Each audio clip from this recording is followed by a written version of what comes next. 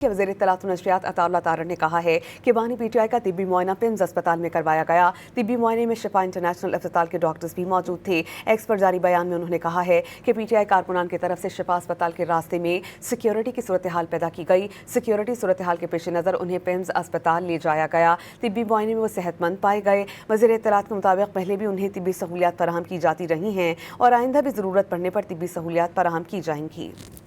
वफाकी वज़ीर इत्तलात व नशरियात अताउल्लाह तारड़ ने कहा है कि बानी पीटीआई का तिब्बी मुआयना पिम्स अस्पताल में करवाया गया। तिब्बी मुआयने में शिफा इंटरनेशनल अस्पताल के डॉक्टर्स मौजूद थे। एक्स पर जारी बयान में उन्होंने कहा कि पीटीआई कारकुनान की तरफ से शिफा अस्पताल के रास्ते में सिक्योरिटी सूरत हाल पैदा की गई। सिक्योरिटी सूरत हाल के पेश नज़र उन्हें पिम्स अस्पताल ले जाया गया। तिब्बी मुआयने में वो सेहतमंद पाए गए। वज़ीर इत्तलात के मुताबिक पहले भी उन्हें तिब्बी सहूलियात फराहम की जाती रही हैं और आइंदा भी ज़रूरत पड़ने पर तिब्बी सहूलियात फराहम की जाएंगी। वफाकी वज़ीर इत्तलात व नशरियात अताउल्लाह तारड़ ने कहा कि बानी पीटीआई का तिब्बी मुआयना पिम्स अस्पताल में करवाया गया है।